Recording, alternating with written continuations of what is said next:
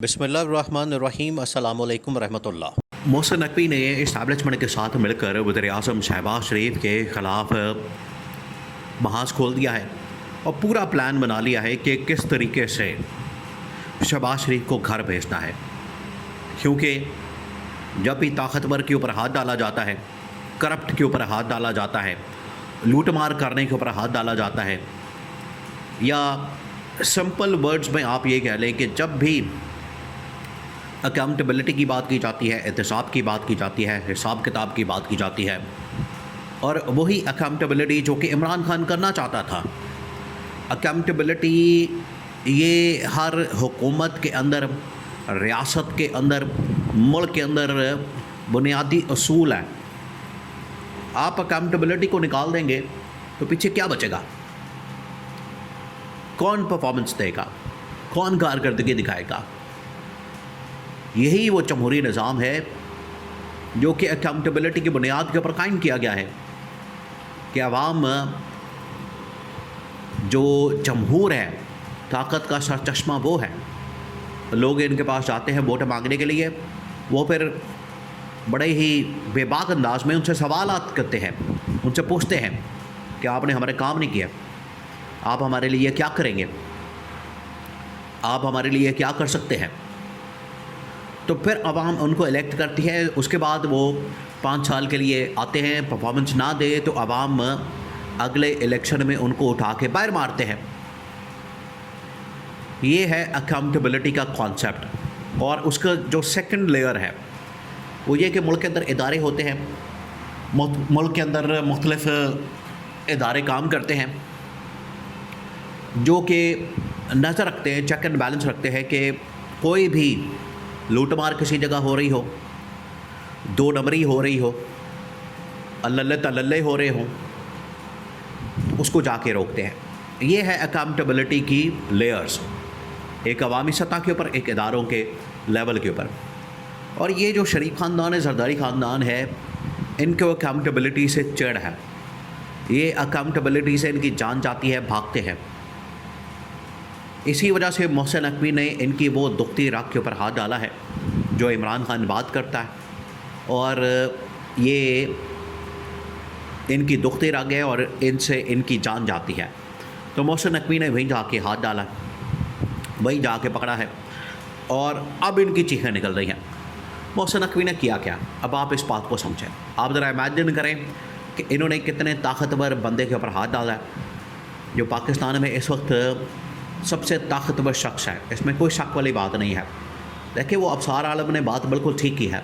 अबसार आलम ने अपने ब्लॉग के अंदर मोहसिन नकवी के ऊपर हमला तो ज़रूर किया, उसके ऊपर अटैक किया, लेकिन उसने जो कहानी सुनाई है कि मोहसिन नकवी के ज़माने में एक चैनल के लिए रेंट की गाड़ियाँ अरेंज करने वाला एक कोऑर्डिनेटर था, आज से 20 साल पहले।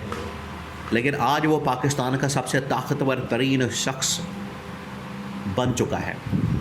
इसमें कोई शक नहीं है, इसमें कोई दो राय नहीं है, ये बिल्कुल एक हकीकत है। तो अब मामला क्या? मामला ये है कि मोहसिन नकवी के ऊपर हमला किया गया, मोहसिन नकवी को उसके ऊपर इल्ज़ामात लगाए गए, उसको कटहरे में खड़ा करने की बात की गई, मोहसिन नकवी की बीवी के ऊपर इल्ज़ामात लगाए गए।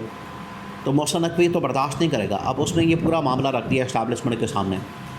उसने पूरे सबूतों के साथ, एविडेंस के साथ, पूरी कहानी, पूरी जो इसके अंदर हकीकत है वो इस्टेब्लिशमेंट के सामने रखती है। और इस्टेब्लिशमेंट ने कहा है कि ये असल में पीछे अनासर है, ये पीछे हकीकत है, ये वो हक़ाइक़ है, ये वो प्रोपेगेंडा है जिसकी वजह से इन्होंने मुझे टारगेट किया, निशाना बनाया।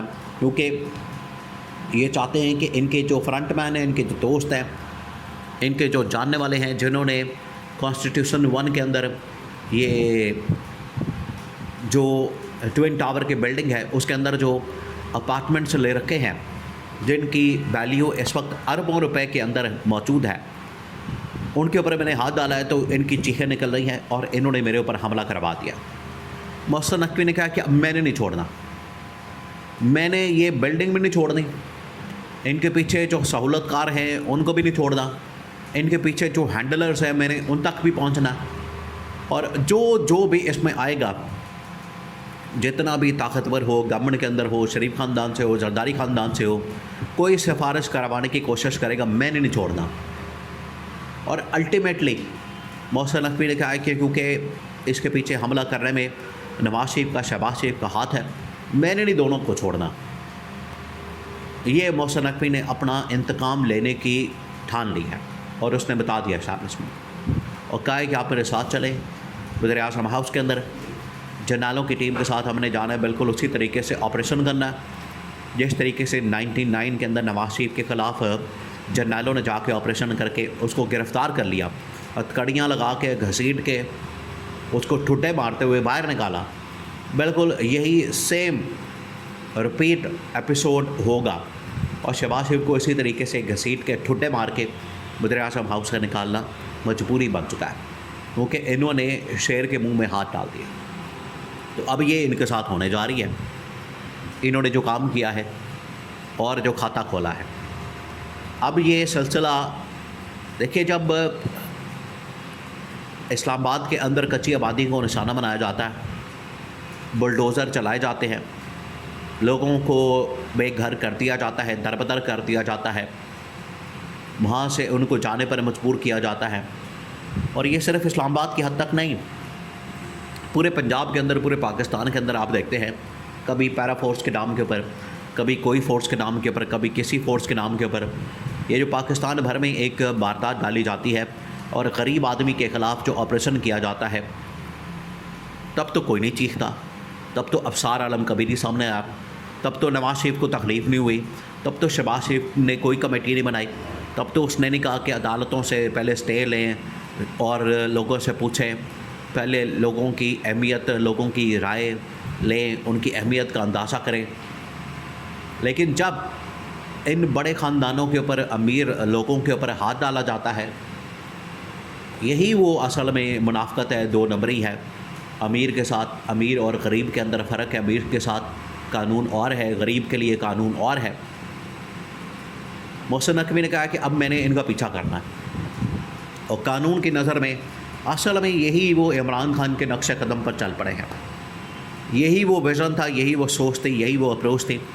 एक कानून की नज़र में सब बराबर हैं, अमीर और गरीब में कोई फ़र्क नहीं, कानून के नीचे सब एक है, कोई किसी से ऊपर नहीं है। और दूसरा ये कि अकाउंटेबिलिटी, एहतसाब, हिसाब किताब सबका होगा। जिसने भी जिन्ना खातियाँ गाजरां ढिड उन्हां दे पीड़, जिसने भी लूट मार की है, अल्लल्ले तल्लल्ले किए हैं, उनका हिसाब किताब होगा। ये अब मोहसिन नकवी ने कैटेगोरिकली बबांगे तोहल ऐलान कर दिया है और अब मोहसिन नकवी पीछे नहीं हटने वाला। ये उसने इस्टेब्लिशमेंट के सामने पूरा मामला खोल के रख दिया है।